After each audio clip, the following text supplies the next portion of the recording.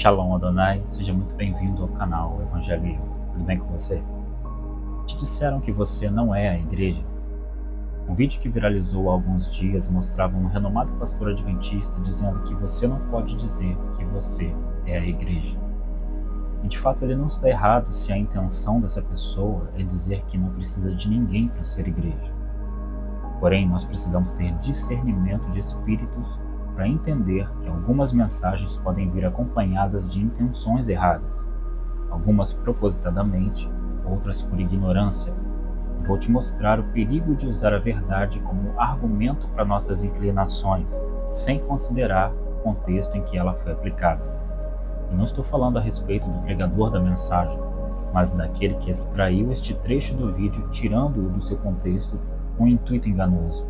E se na mensagem original, que eu não ouvi para avaliá-la, o pregador estiver no mesmo sentimento que este corte de vídeo de um determinado canal fez entender, cabe então dizer que ambos estão no mesmo objetivo, mas que esse objetivo não vem do Senhor, mas da carne, e vou te explicar o porquê. E você vai entender que mensagens assim, incompletas e fora de contexto, podem trazer dúvidas e distorções, que ela pode estar carregada de uma intenção que não é verdadeira, embora a palavra, a frase utilizada como argumento central da mensagem, seja verdadeira. O que você precisa entender é o que significa o termo igreja, o que é templo de Deus, o que é você individualmente, o que somos nós coletivamente e o que é essa comunhão. E você vai perceber que aquilo que é a igreja decorre primordialmente do saber sem dúvida do que seja ser o templo de Deus. Você não pode compreender uma coisa sem antes entender a outra. E então você vai perceber que toda palavra que é proferida por alguém vem do coração dessa pessoa e carrega em si uma intenção e um objetivo. Toda palavra carrega uma intenção e um objetivo. Nunca se esqueça disso. E você vai precisar discernir a intenção para compreender o objetivo da mensagem. E só existe uma maneira de adquirir este discernimento, conhecendo as Escrituras e o autor delas. Pois se você não estiver firmado na verdade e firmado nas Escrituras que testificam da verdade, você pode ser facilmente manipulado por palavras que a princípio são verdadeiras, mas que estão carregadas de intenções ambíguas, misturas, com o objetivo que não são mostrar a verdade. Lembre-se que até mesmo Satanás tentou usar a Escritura contra a palavra quando tentou o Senhor Jesus no deserto. Bom, em primeiro lugar, você precisa saber que, de fato, você não pode dizer eu sou a igreja, mas você pode dizer nós somos a igreja. Vou repetir, você não pode dizer eu sou a igreja, que é a frase citada por aquele pastor, mas você pode dizer e deve dizer nós somos a igreja. E há uma diferença enorme entre uma frase e outra, que é a coletividade, como um só corpo. Nós também podemos dizer que somos representantes da igreja, porque cada membro da igreja é um representante dela. E é por isso que o seu testemunho pode tanto favorecer a pregação do Evangelho, como também o seu testemunho manchado pode prejudicar a pregação do Evangelho que a igreja está semeando. Você entendeu isso? Então qual é o problema da frase daquele pastor? O problema não está na frase em si, mas está nas intenções de pessoas que tomam dessa verdade para aliar a intenção um objetivo que é meramente de validar quem faz parte e quem não faz parte da igreja. E aí mora um grande perigo. Eu vou explicar melhor. A intenção por detrás dessa frase não é dizer que você é apenas um membro do corpo de Cristo, mas é dizer que você depende das instituições que são chamadas de igreja, para dizer que aqueles que estão fora dessas instituições não estão agindo corretamente porque não estariam congregando corretamente. E aí entra uma terceira questão. Primeiro, o que é a igreja? Segundo, o que é templo de Deus? E em terceiro lugar, o que é congregar? Vamos lá, vamos por partes. Nós estamos falando até então sobre o que é a igreja. Nós já sabemos que a igreja é o ajuntamento dos santos como corpo de Cristo. O próprio Senhor Jesus chamou ao seu corpo de eclesia, igreja. E por que ele usou essa palavra? Ele usou uma palavra conhecida entre judeus, entre os gregos, e principalmente os gregos, e também entre outros povos que ali se encontravam, que é uma palavra que não era apenas utilizada para denotar o ajuntamento dos santos, de pessoas santificadas por Cristo. Eclesia era originalmente uma palavra da época utilizada para qualquer tipo de ajuntamento, fosse ele de caráter político, fosse ele de caráter social, fosse ele de caráter religioso ou qualquer outro tipo de encontro entre pessoas que tinham não apenas um pensamento em comum, como um comportamento e uma doutrina em comum. Portanto, eclesia, igreja, na verdade, não necessariamente significa, pelo seu original de palavra, no contexto social em que o Cristo naquela ocasião se encontrava, não necessariamente significa um ajuntamento dos santos. Por isso, se utilizando desse termo bem conhecido do povo, no caso ali da palavra do Cristo, ele não diz apenas que estabeleceria uma eclesia, mas diz assim em Mateus 16, verso 18: Pois também eu te digo que tu és Pedro, e sobre esta pedra edificarei a minha eclesia. Então, quando ele fala a minha eclesia, ele quer dizer que não é qualquer eclesia, mas uma eclesia que tinha como base os seus ensinamentos, o seu testemunho, as suas virtudes. Uma eclesia que seria chamada o seu corpo, a sua congregação. Isso precisa estar bem claro na nossa percepção de palavra, na nossa mente, para a gente não confundir. Porque vão ter igrejas e a igreja de Cristo, ajuntamentos de várias naturezas e o ajuntamento dos santos, ok? Aí você pode já distinguir que existe a eclesia de Cristo e existem as eclesias, os ajuntamentos, as congregações de todos os tipos e naturezas sociais e de outros cleros e dogmas.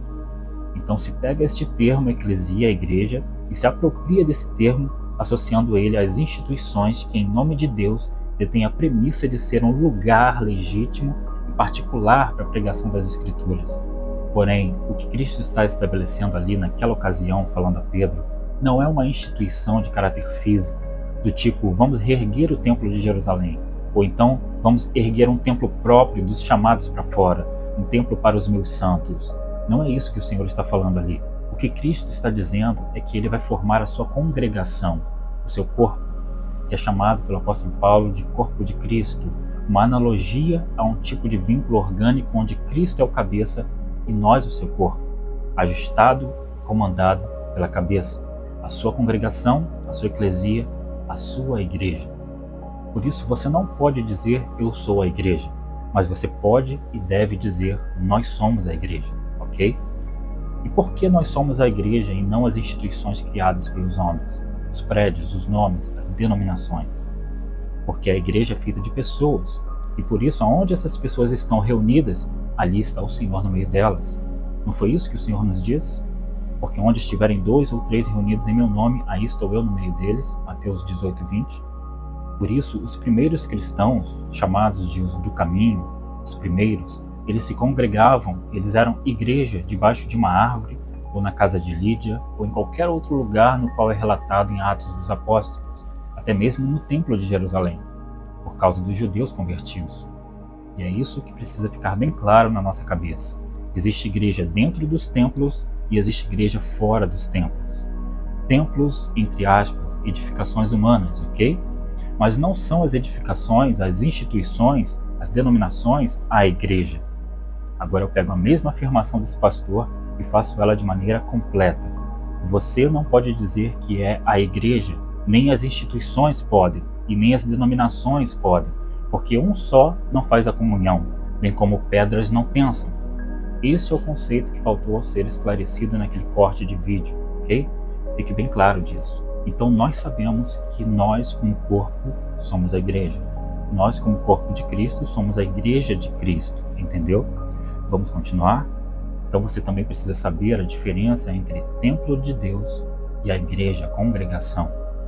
Nós somos o corpo de Cristo como congregados, como igreja de Cristo, mas cada um de nós individualmente somos templo do Senhor, somos membros desse corpo. E aí entra algo sublime e profundo, porque quando Davi intentou fazer uma casa para Deus, Deus olhou o coração de Davi e sabia que era sincero, e até permitiu, mas Deus nunca pediu que fizesse uma casa para ele. E o seu filho Salomão entendeu pela sabedoria que o próprio Deus deu a ele, entendeu que era impossível fazer uma casa para Deus. E por que era impossível ao homem fazer uma casa para Deus? Assim está escrito: mas na verdade, habitará Deus com os homens na terra? Eis que os céus e o céu dos céus não te podem conter, quanto menos esta casa que tenho edificado. 2 Crônicas 6, verso 18. Então preste atenção. Se você quiser pensar com as categorias do pensamento humano, ou seja, como se algum lugar pudesse conter Deus, assim como acontece com os homens, pense da seguinte forma: só Deus pode fazer uma casa para Ele mesmo. O homem não pode fazer uma casa para Deus. E que casa Deus fez para ele, eu te pergunto? Nós. Lembre-se que o homem é constituído de dois elementos: um da terra, o barro, do qual foi formado, e o outro elemento do céu, o Espírito que Deus criou para o homem, que é chamado de lâmpada do Senhor em Provérbios 20, verso 27. E é no Espírito do homem que o Espírito de Deus tem comunhão com o homem. E nessa visitação, nós somos comparados a casas espirituais de Deus. Não que Deus esteja confinado dentro de nós, não é isso, mas que existe um lugar, entre aspas, em nós de visitação, que Deus vem e tem comunhão conosco. Por isso o Senhor Jesus disse à mulher samaritana que são poucos os que conseguem inferir a profundidade desse diálogo entre Cristo e a mulher samaritana. E ainda pastores que pregam sobre esta passagem não conseguem, por vezes, alcançar esta profundidade do que Deus está falando. E não estou dizendo que é preciso ser uma pessoa super cristã para entender isso, porque é tão simples que muitos teólogos não absorveram. Por que eu digo isso? Porque ainda olham para os templos feitos por homens e os chamam de igreja. Porque se tivessem compreendido, não diriam isso.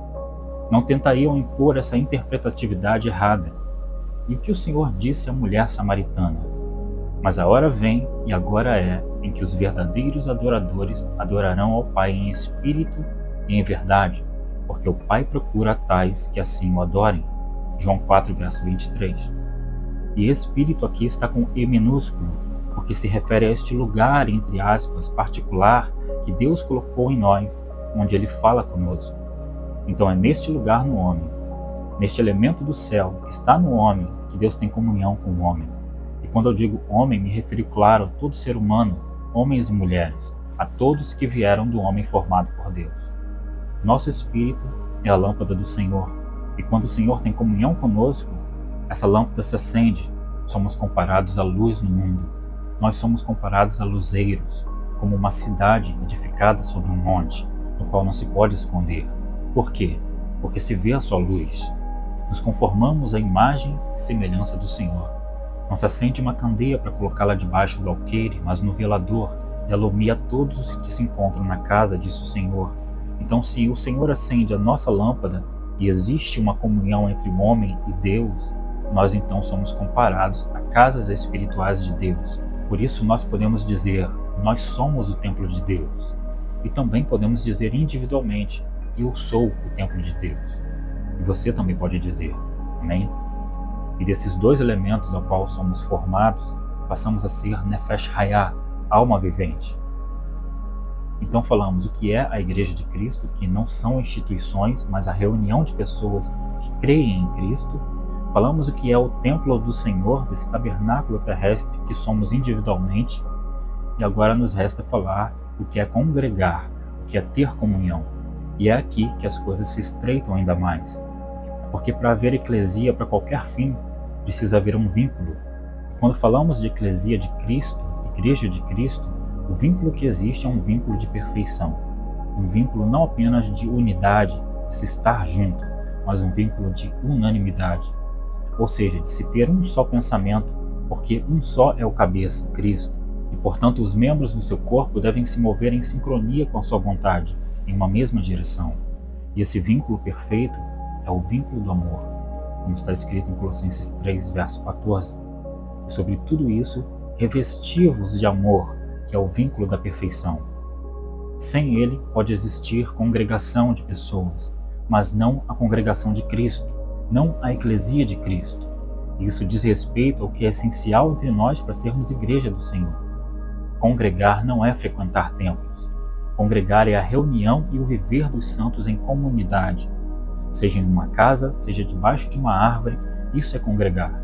Que traz uma outra palavra que para os nossos dias é pesada, a palavra comunhão. O que é comunhão? Comunhão é ter tudo em comum.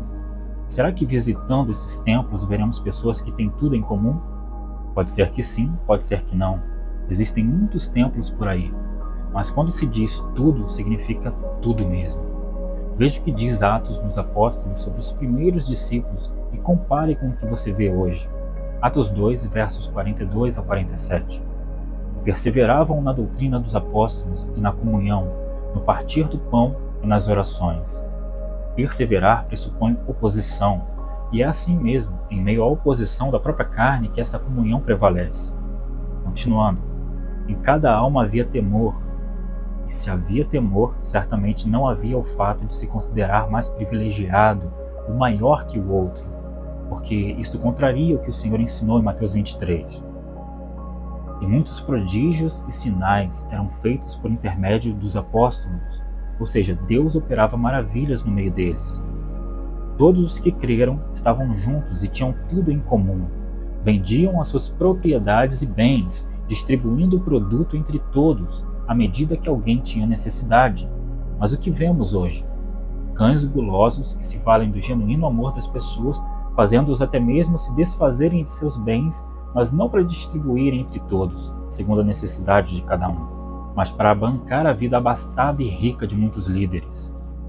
Diariamente perseveravam, unânimes no templo, que era apenas um lugar de reunião, porque são vocês que tornam os lugares santos, porque vocês são santos, não os lugares que tornam vocês santos.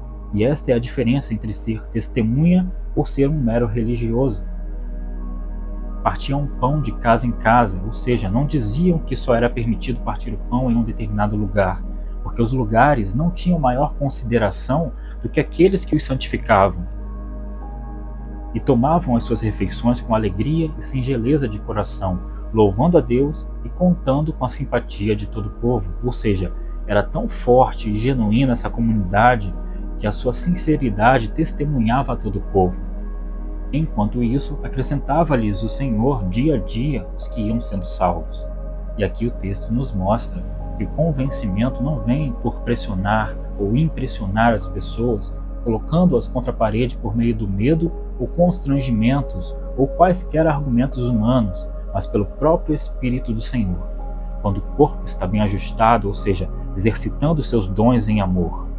Como está escrito, do qual todo o corpo bem ajustado e ligado pelo auxílio de todas as juntas, segundo a justa operação de cada parte, faz o aumento do corpo para sua edificação em amor. Efésios 4, verso 16. Aonde hoje vemos que todos têm tudo em comum. E quer essa geração mais misericórdia?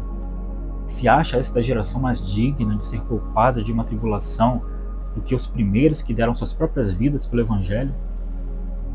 Portanto, quando um irmão passa necessidade no meio do que é chamado de igreja, este desejo de dominação que faz darem mais valor às coisas do que às pessoas, só testemunham contra o coração de homens que estão mais preocupados em dar honra a lugares do que dar honra à habitação de Deus, que somos nós. E isto também se encaixa no que foi dito pelo Senhor: aquele que destruir o templo de Deus, Deus o destruirá. Sim, porque destruir o templo de Deus não diz respeito apenas a homicidas segundo a visão humana, de alguém que vem e mata o seu próximo com uma arma. Não apenas isso, mas a todos os que matam o seu próximo, seja por meio de armas, sejam por palavras, seja pela omissão de deixá-lo passar necessidades enquanto estão se preocupando com objetos, liturgias, cobranças de dízimos para bancar tudo que é uma mera mecânica de culto, buscando seus próprios interesses. Isso não é amor, senão que o oposto. Portanto, homicidas não são apenas aqueles que empunham armas letais. Como está escrito, qualquer que odeia seu irmão é homicida. E vós sabeis que nenhum homicida tem a vida eterna permanecendo nele. 1 João 3, verso 15. E eu espero no Senhor que você tenha entendido essa palavra no Espírito do Senhor. Medite nisso e não seja enganado pelas aparências, como verdades proferidas dentro de contextos inclinados a mentiras e interesses próprios.